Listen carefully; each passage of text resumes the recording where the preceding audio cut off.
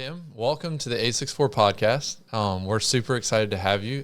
For those of you who don't know Tim, he's a pretty popular face here in Oconee County. He's doing all kinds of stuff all over the place, and he's kind of has his hands in a lot of things. And he's a guy that me and Randall both have seen what he's done in the community, and it's kind of stood out to us. He has a great story, kind of why he does what he does, and he also he's just a super friendly guy, selfless, enjoys serving others, and that's kind of why we wanted you on, and we're excited to have you here and just kind of chat with you a bit. So welcome.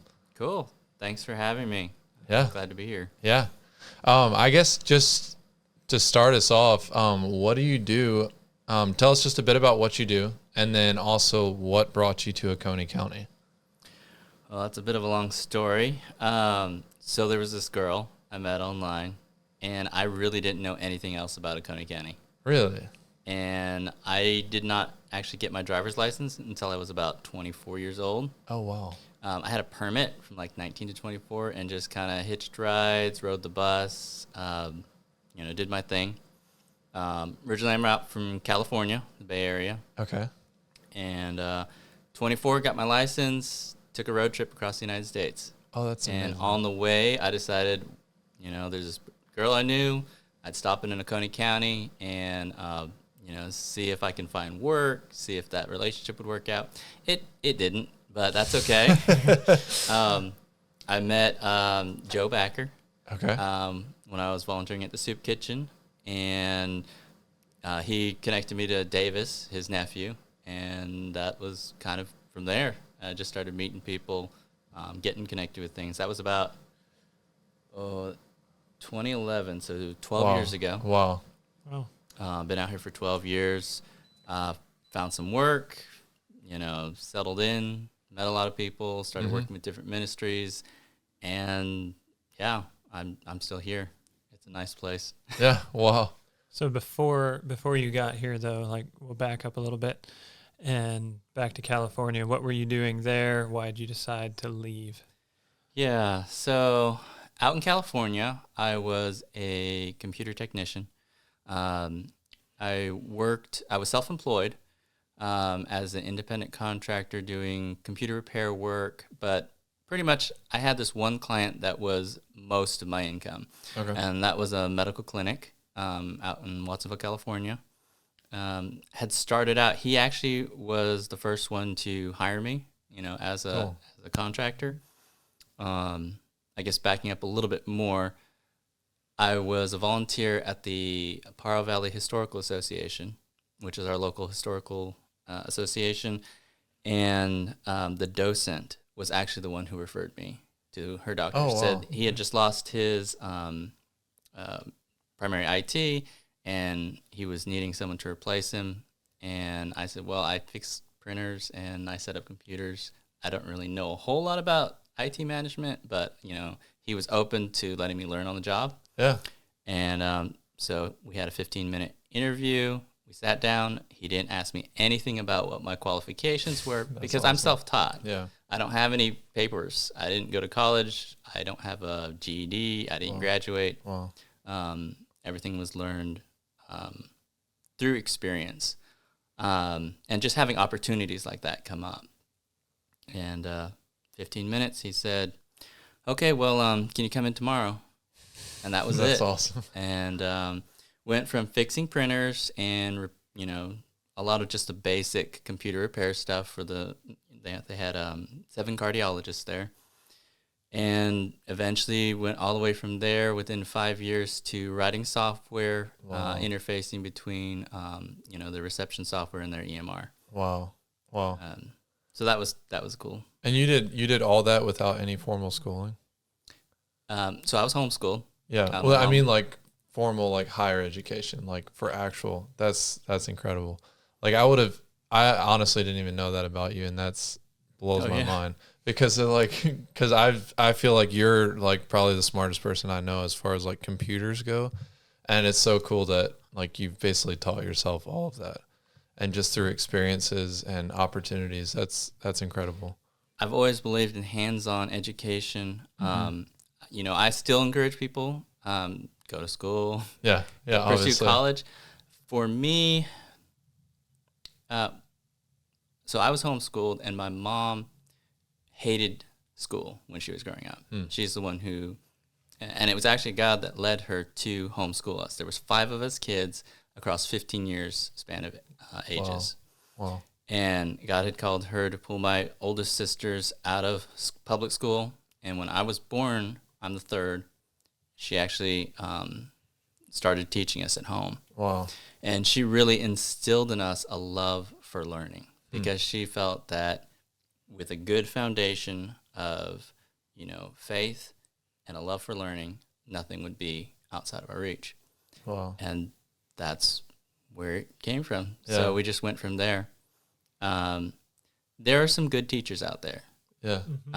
But there also are a lot of people who have had a bad experience in school, just have been turned off from learning. And that's kind of what, and I don't know if I'm getting ahead, but that's kind of what our space is about. I was going to say that's a great segue into what you do in a week, or even with the thinker space, or whatever we're going to call it shortly. Yeah. So for right now, it's still the thinker space.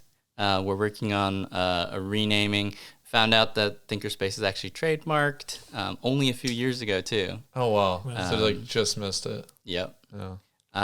And so we're actually thinking about reverting back to our original name, which is Merc Tech, and that comes from my aunt. That's a nickname that she gave us kids. We were the Mercs. Oh, nice. Short for Murakami's. Yeah. And Merc Tech was an old just personal family website that we had created, merctech.com. That's awesome. And right now, with my siblings' permission, it's our Murakami Design business. So right now it's just for our business. Yeah. But it's always been the, organization behind the other stuff that we do. Mm-hmm. And so it kind of just makes sense to go back to our roots, take that name, and turn it into something that means something. Right now it's just a word. Yeah. But we want to make it something that means creative innovation, a place that people can come, share, learn things, and be creative, learn whatever they want to. Yeah, that's cool, because it's like in my head, like all the dots are connecting between like you're sharing like your early on experiences with learning and like school and all that, and then now to like where you're at now with Thinkerspace and Merc Tech. It's just like gone full circle almost, that you've realized that like you've learned the best like hands-on with opportunity and just doing it like creative thinking and a good space. And now you're kind of circling back and teaching others that they can also learn and be productive in those spaces. Absolutely. And that's so cool to see, because it's like, it's just that full circle of going back to what works, and you've seen it work in your own life. So you want to give that opportunity to other people. So. Yeah, so you should tell us a little more specifically, what is the Thinkerspace? Oh, yeah. So Thinkerspace is, it's a room full of just all of my random things that I've gotten into. So laser engraving, 3D printing, various crafts, woodworking.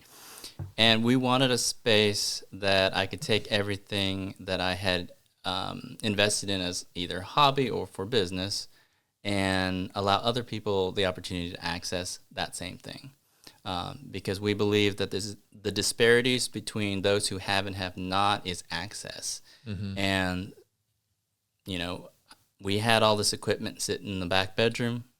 It was in a little 10 by 10 room. We had all this stuff in boxes, and a lot of stuff I just wasn't using hardly. I was busy. I worked for a startup company.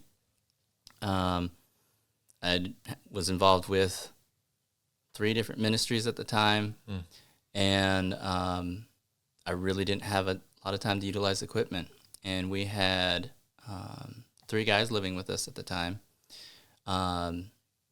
and they had taken an interest in the laser engraving specifically.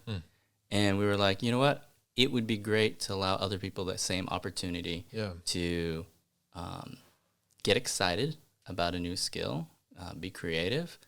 And so we just let them go at it. You taught them how to use the equipment. They learned quickly. Yeah. They started making their own stuff. They started getting excited about, coming up with ideas of what they could create and sell, and the possibilities. Mm-hmm. And so we started looking for a space, and I think it was May of last year we started talking about it. We met at 313 Cafe. Yep. And you told me about the Blue Ridge Community Center, and you said to call Curtis. And so I called Curtis, and by July we had a room. Wow. And by September we had gotten everything set up and did our little soft launch. Yeah. And now it's been, we've been over there for over a year. Yeah. Wow. That's incredible.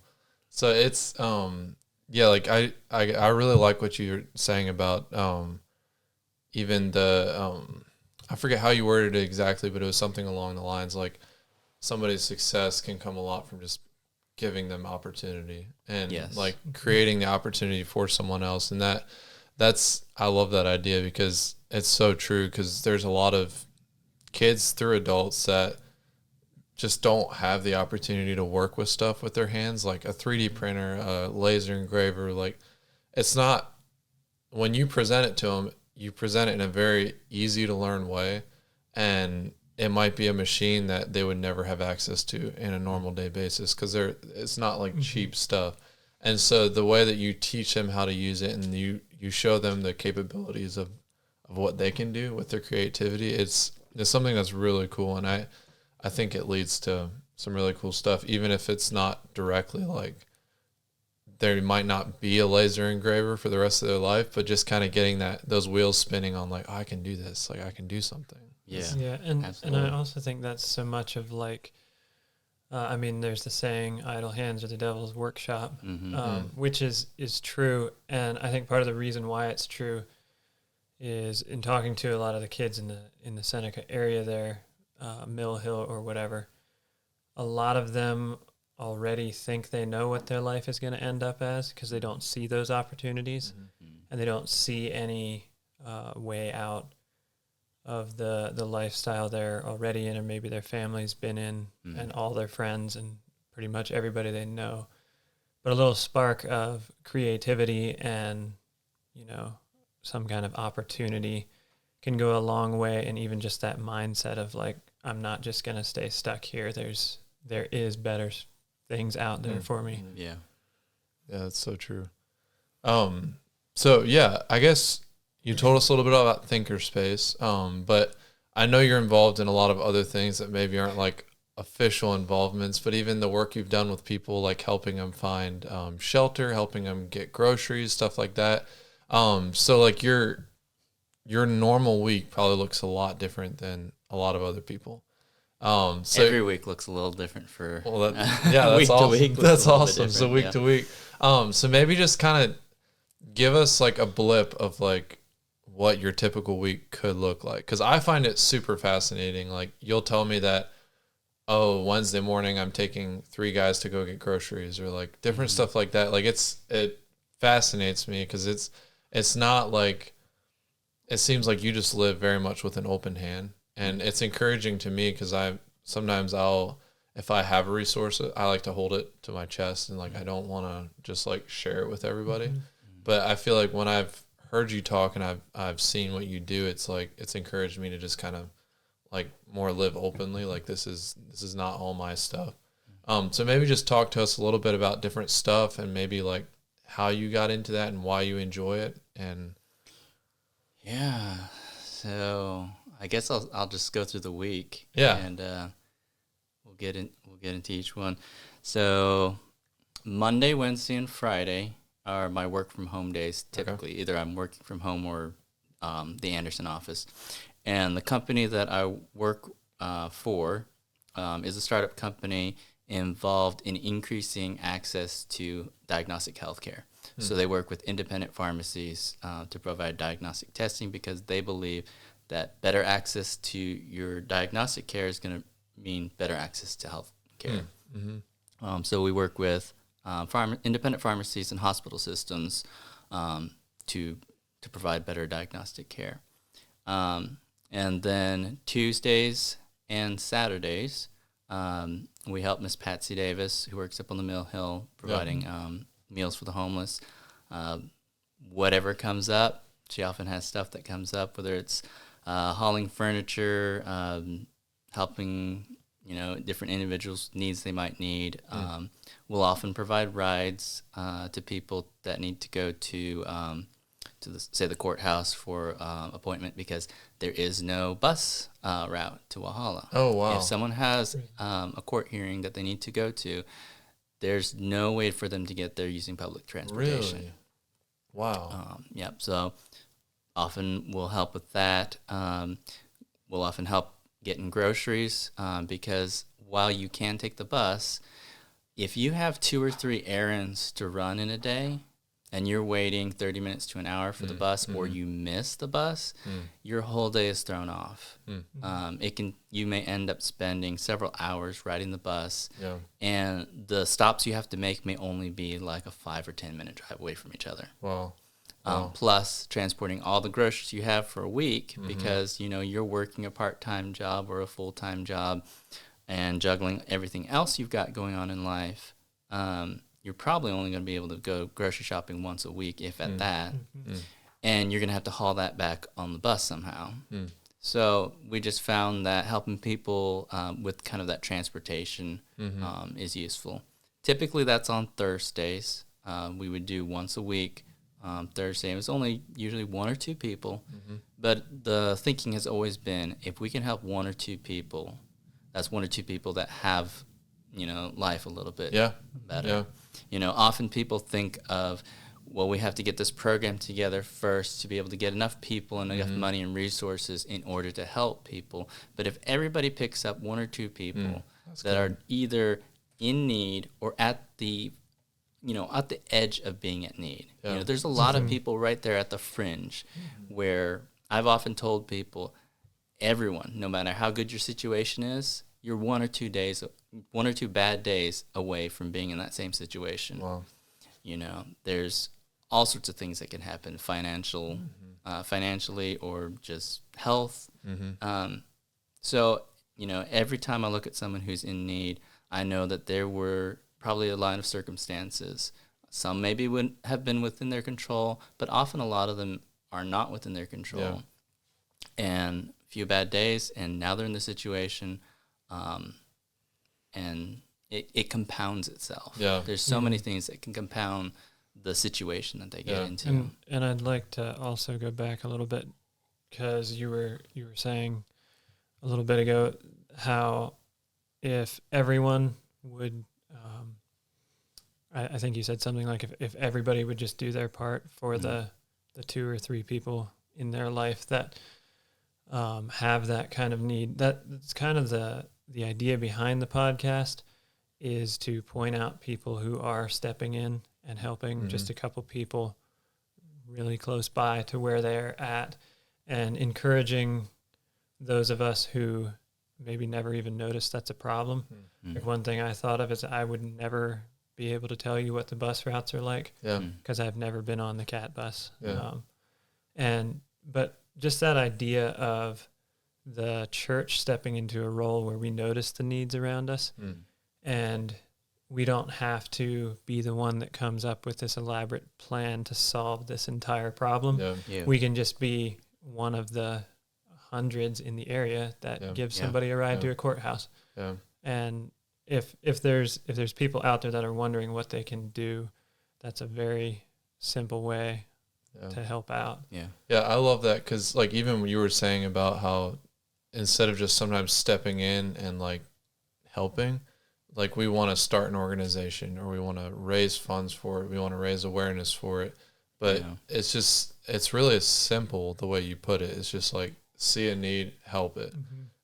Instead of going into all the overcomplicatedness of it, like don't even bother with that and just help out. The one question I had like with that is, let's say you take someone to go to the grocery store and run their errands. Like how long do you take with that, like one individual? Or if you, like roughly?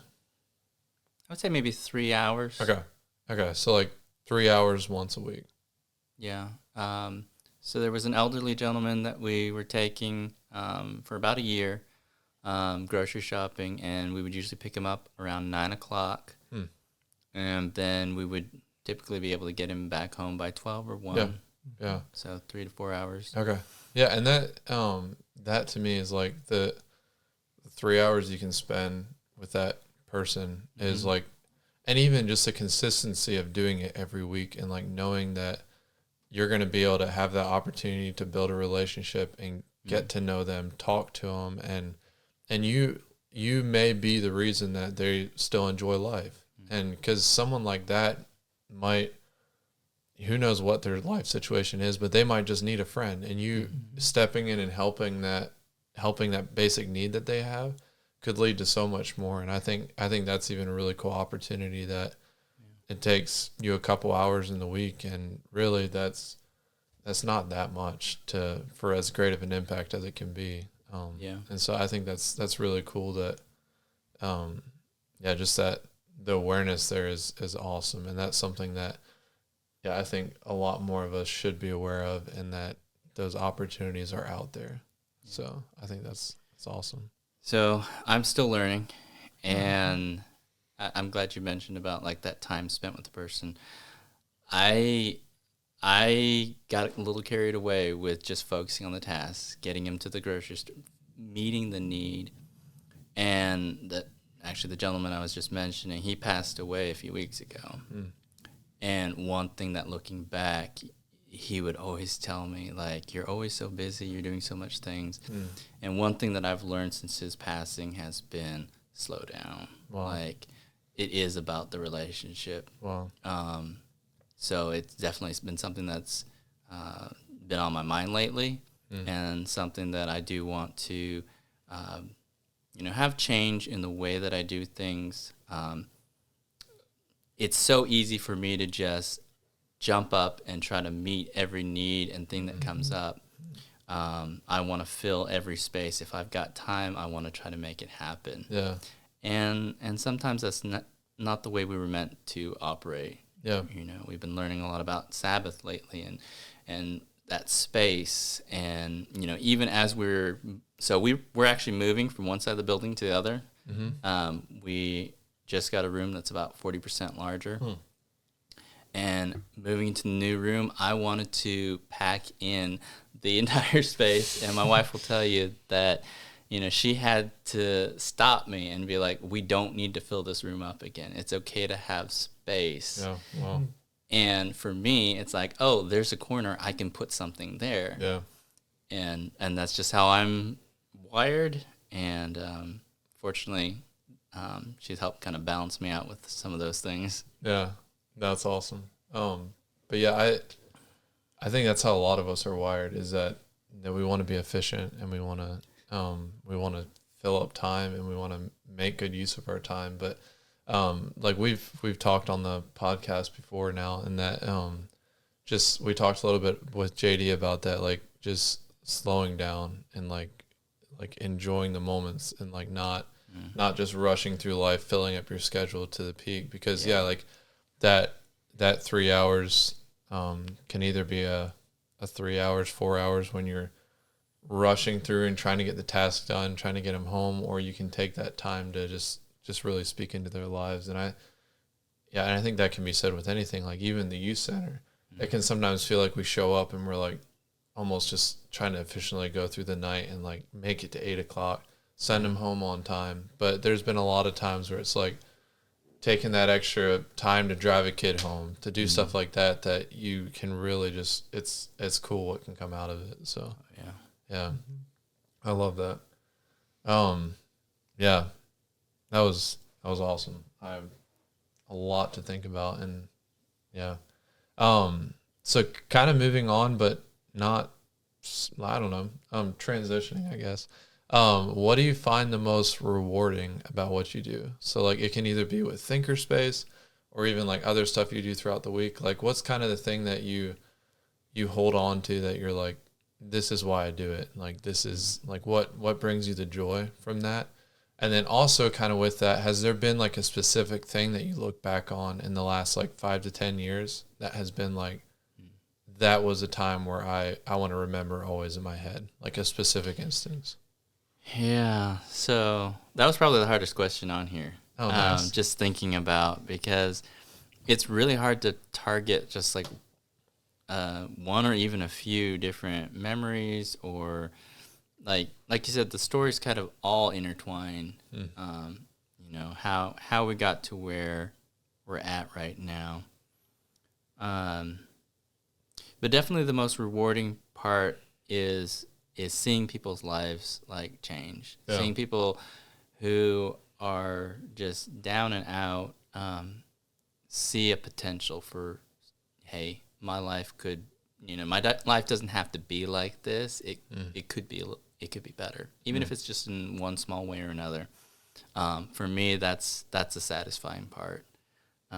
Seeing change in people's lives, and sometimes we haven't gotten to see that. Yeah.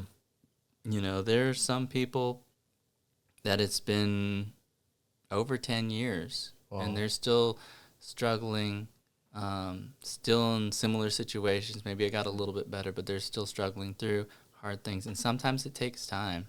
Oh. You know, sometimes it's just continuously still being there, you know, no matter how long. You know, on God's scale, you know, decades, centuries. Yeah, yeah. Things don't always happen too quickly. Yeah, I was gonna ask you about that, because that's another thing we had talked about, was like the timing and the things that we might not see. And I'm just gonna ask if you've experienced that, and obviously you have, of like working with someone and not really seeing the results, and like, or at least not like getting that instant gratification of like, absolutely, that's a changed life. Yeah. What keeps you going when that happens? I don't think about it a whole lot, honestly. Yeah. Me, there's always something for me to do. I've never been bored. Okay. Not a day in my life. And so I don't know if it's ADHD. I've never had an official diagnosis. Yeah. I kind of have a feeling there's a little bit of that going on. But I don't really stop long enough to think too much about that. You know, sometimes I get frustrated with people. I'm like, come on, you've got so much potential. Come on, you can do it. And there are things that people struggle with that are sometimes beyond our control, sometimes beyond even their control. Wow, yeah. You know, sometimes it's mental health issues, trauma from the past. It makes it difficult sometimes to just overcome those obstacles that might be easier for other people to get through, whether it's, you know, holding down a job, you know, paying the bills on time. Yeah. There are struggles that people struggle with that sometimes I don't want to say can't be fixed, but just take time. And so when you can't fix a problem immediately, in my want to fix it mode, you just have to step back and just be there. Yeah. Wow. Step back and be there. I like that. So maybe kind of moving into the next question, which we talked a little bit off the air about this one. You said you didn't like it very much. Maybe you can explain that. But just how do you balance home, work, and ministry, and how do you take time to serve others while still enjoying your own things? Okay, yeah. So I'll come back to the how do you balance homework and ministry. I'll answer the one about where. So I don't really like the idea of the separation between taking time to serve others and enjoying your own things. It's almost like those are two separate things. Like, it bugs me. Like I feel like, and it's not just on that one. There's a lot of things, and this ties into the thinker space too. In our culture, there's a lot of things about having our own stuff, doing the things that we enjoy. It's not very community oriented, where it's more holistic, that what we do with the people that we actually want to be around, you know, and doing things that we enjoy, why do they have to be separate from doing ministry, helping others, serving others. Like, that's what the thinkerspace is. It's taking what we have, sharing with other people, and the time that we're spending serving them, I actually enjoy. I enjoy teaching people and seeing them learn new things, bouncing. So I've had so many creative ideas come in. I've been blessed as much by the people who have come in to learn from me as, hopefully I've been able to offer them. Wow. They come in, they have an idea. I'm like, oh, that's a cool idea. Let's make it. Yeah. So I get as inspired by the people that come in as hopefully I'm able to help them learn something and kind of pay it back with my skills and the blessings that I have, the equipment that I'm able to offer. Mm-hmm. Each person is in a different position in life, and each person has a different set of skills or giftings. And when we work together, there's just this synergy that happens. And I enjoy that. I really enjoy that. And I feel like there shouldn't be a separation between the two. Yeah. But that, Yeah, I think I love what you're saying there, because I think when we do separate what we enjoy and when we're serving, it makes it feel like you can't enjoy serving, if that makes sense. Like, so if you a task or a job, a duty. Yeah, so like if you separate them, whereas like when you just view them in one thing, like, I really enjoy doing this, so I'm going to do it and I'm going to serve while I'm doing it. It makes you want to serve, versus like, let's say you go through your week and you dedicate Friday evenings is the time when you serve. You might go the whole week being like, oh, I don't need to serve people because I'm going to serve on Friday. Or you could go the whole week thinking like, I just want to take time for myself. Like, I don't want to serve this Friday. Yeah. But it separates it in your head, and it's that mental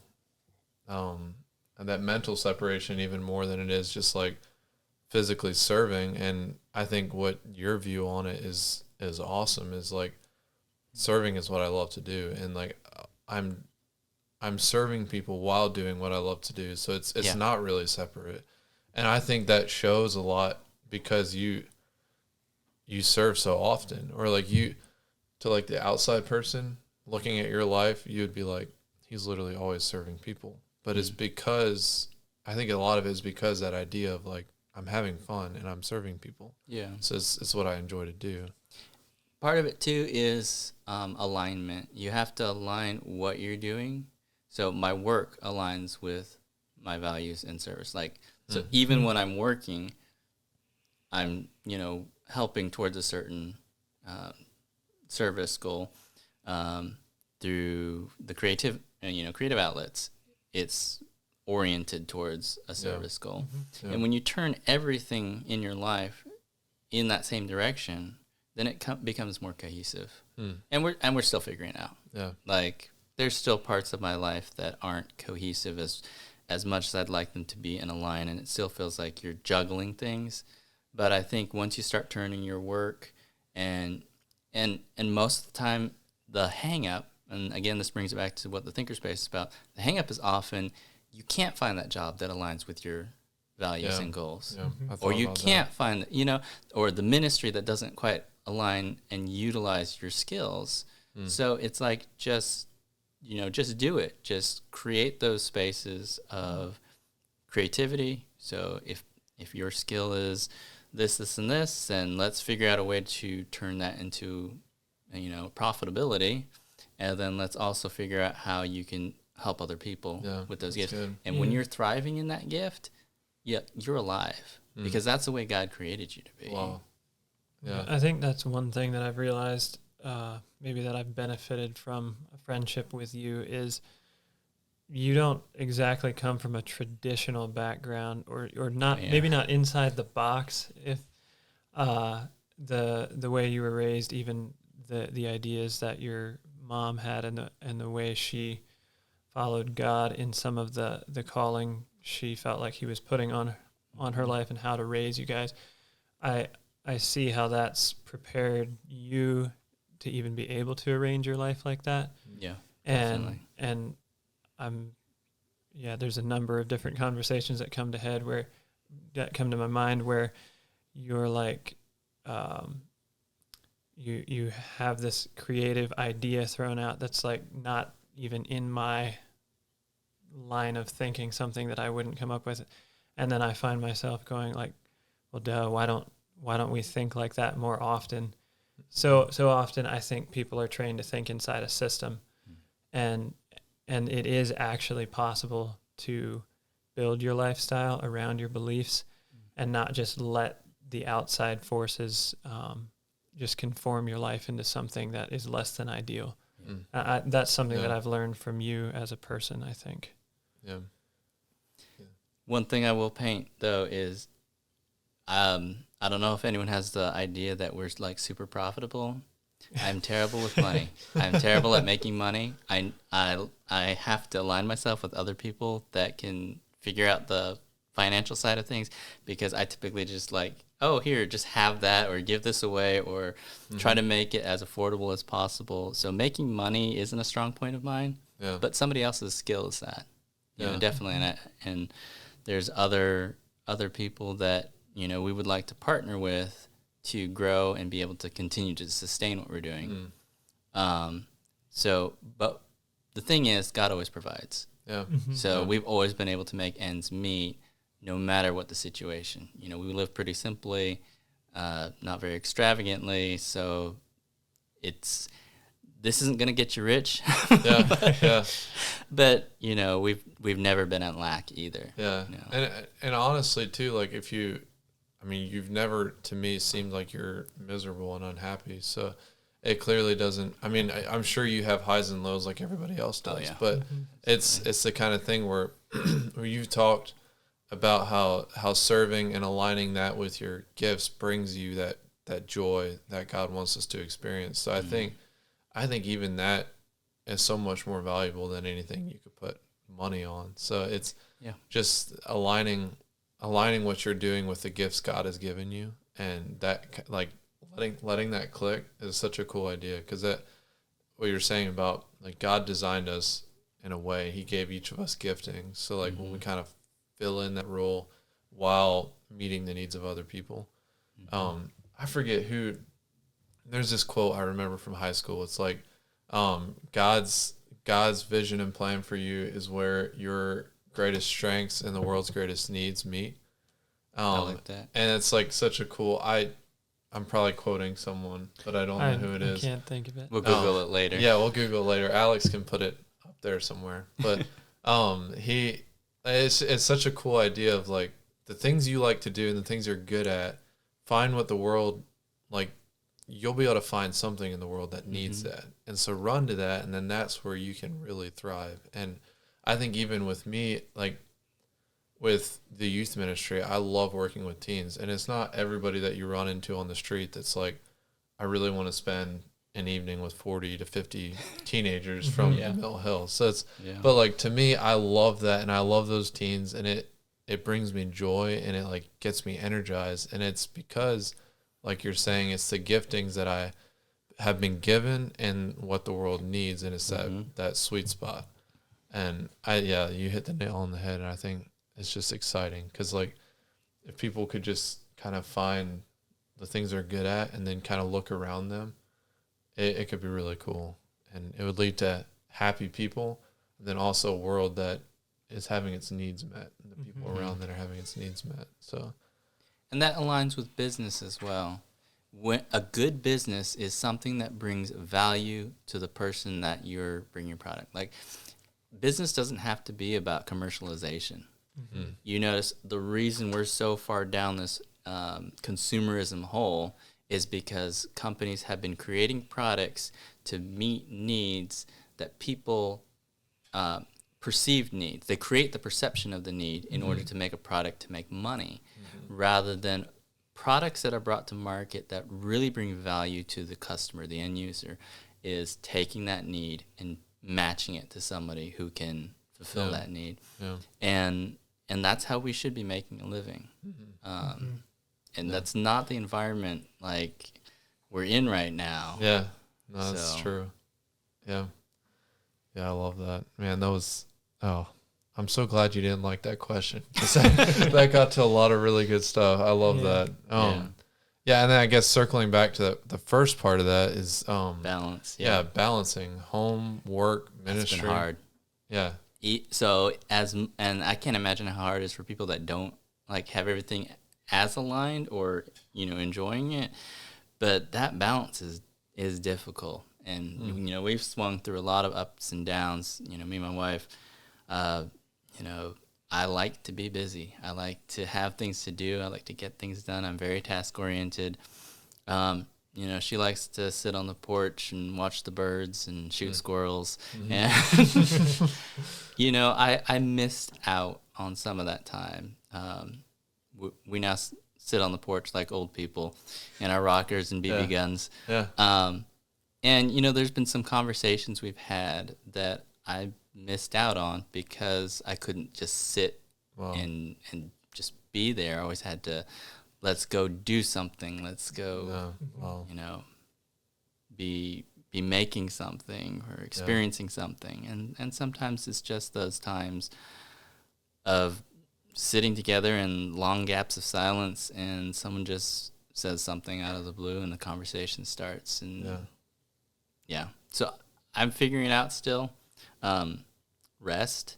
So Sabbath rest has been a thing over the last year that has really been highlighted for me. And actually for a few years, we were not, I was going 7 days a week. Wow. And it just is not healthy. It's not biblical. Yeah. We're not created to go 7 days a week. Yeah. And so we took back our Sundays. Yeah. And so Sundays is, church and rest, and maybe we go have a meal with somebody. Yeah. Maybe we go to the boat ramp or something like that. Something relaxing. But typically I try to stay away from piling too much up on Sundays. But of course, if a need comes up, I don't believe in being legalistic about it either. Like, no, I can't come help you because it's Sunday. Yeah.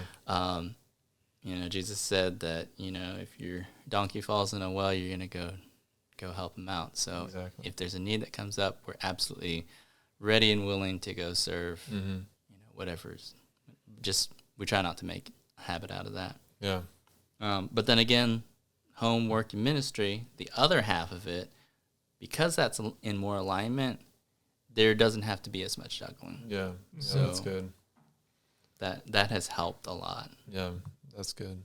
That it goes, kind of ties in the alignment and the rest. That the alignment makes it easier and more enjoyable, and then the rest is just very beneficial. And it's what we need. It's how God created us. Even He needed rest. So it was. Yeah. You have anything else on the balance part?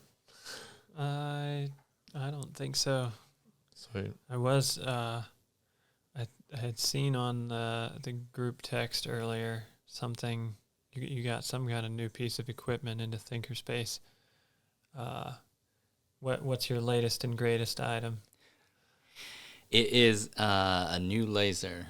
So we've got one that's twice the bed size of our old one. So it gives us the ability to make bigger signs. And then we added a fiber laser so we can engrave on metal items. Oh, cool. So it's been a few things that we've had requests for that we just couldn't do. Yeah. And so this company, I've been following this guy that sells some of the materials that we buy. So he provides some of like cutting boards, keychains, that sort of stuff. He's just been a really great guy. He's also a believer. Okay. And he's just really fed into the group. So he had started more with like glow forges, the little desktop laser. That's where he started, and he built a good business out of it. And he's provides some of the best customer support ever. He's an awesome dude. And he was telling us about this deal, end of the year deal with Aeon Laser, where we could get the laser, the fiber laser, a bunch of laser engraving designs, and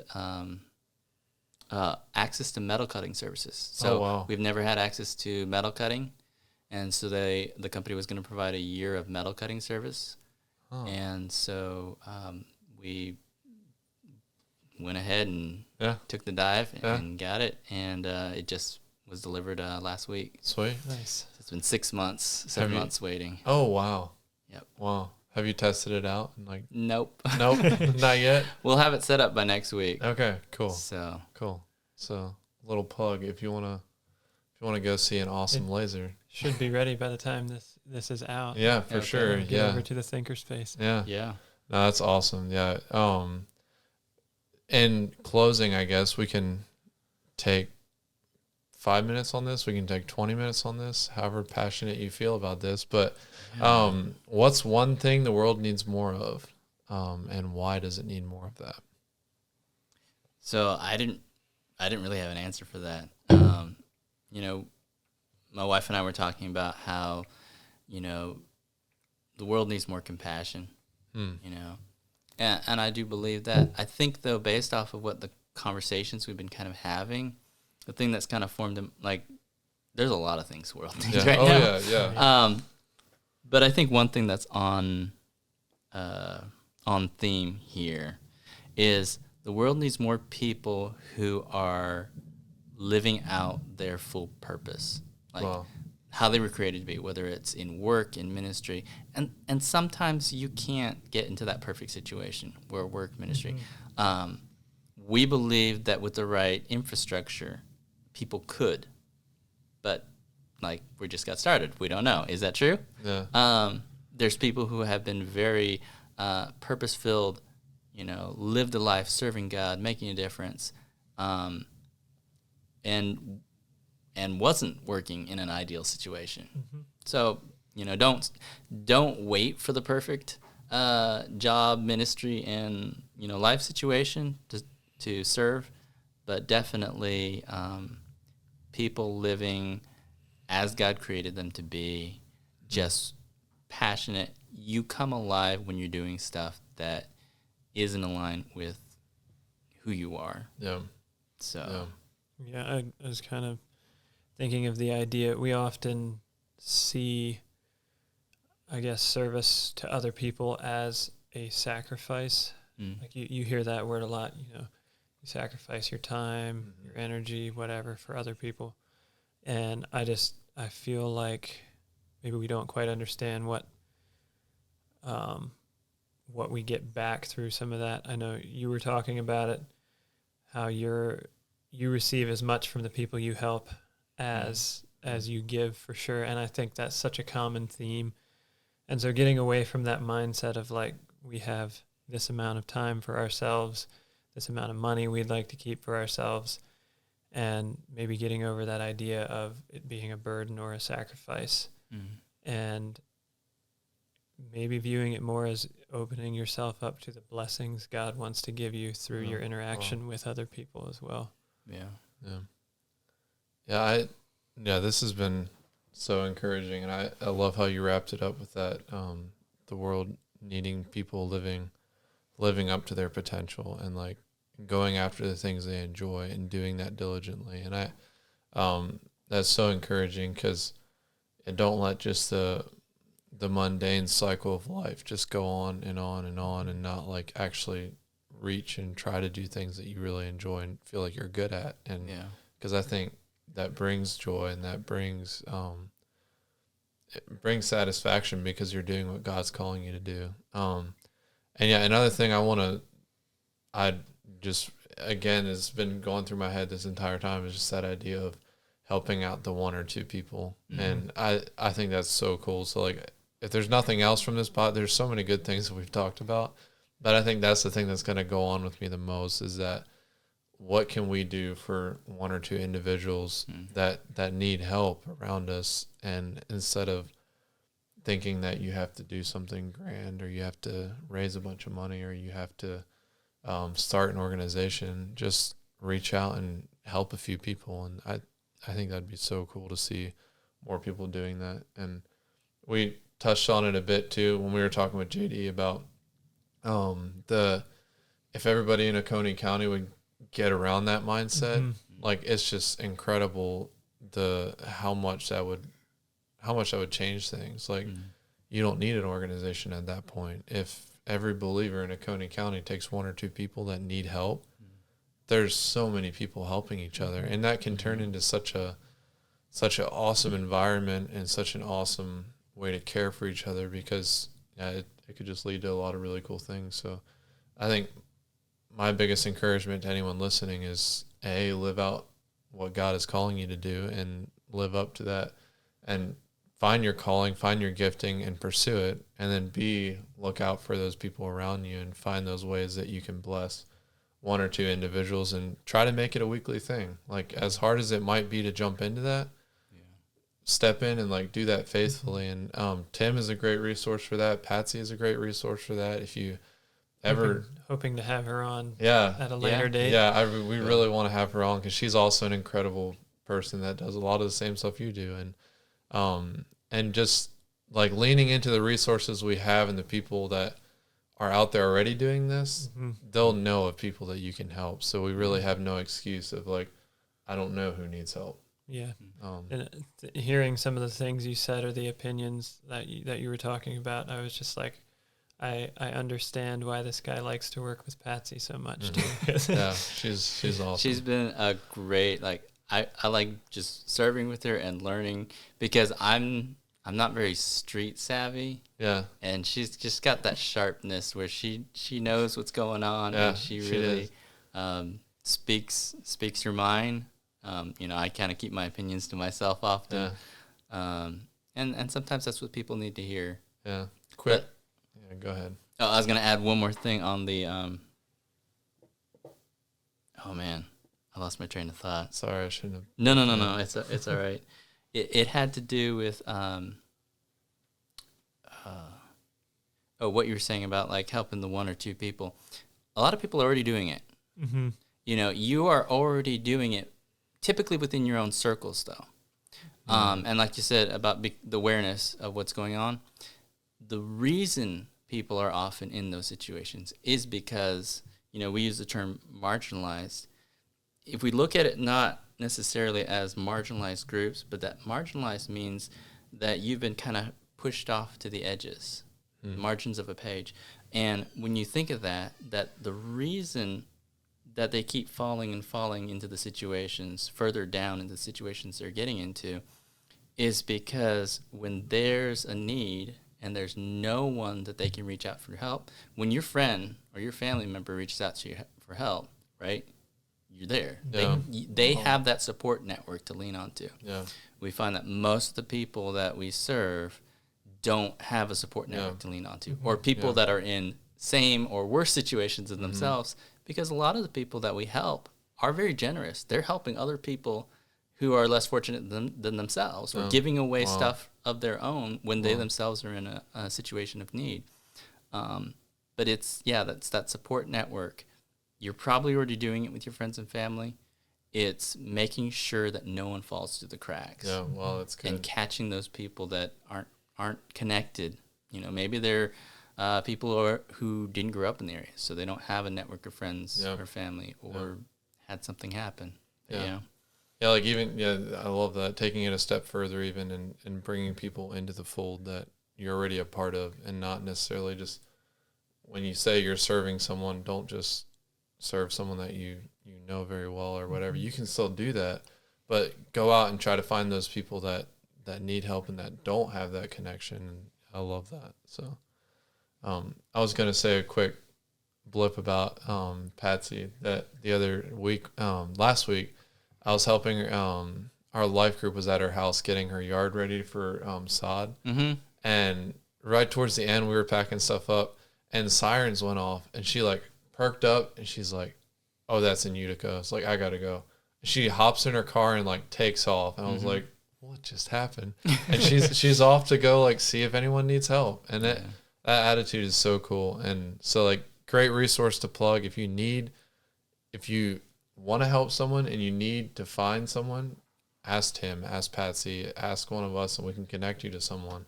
And I think there's so many awesome opportunities for people to help out. So absolutely. Cool.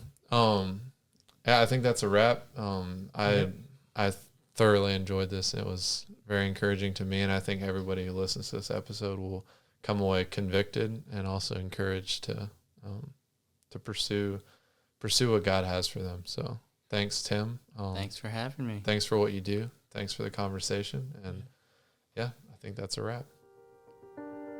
Cut.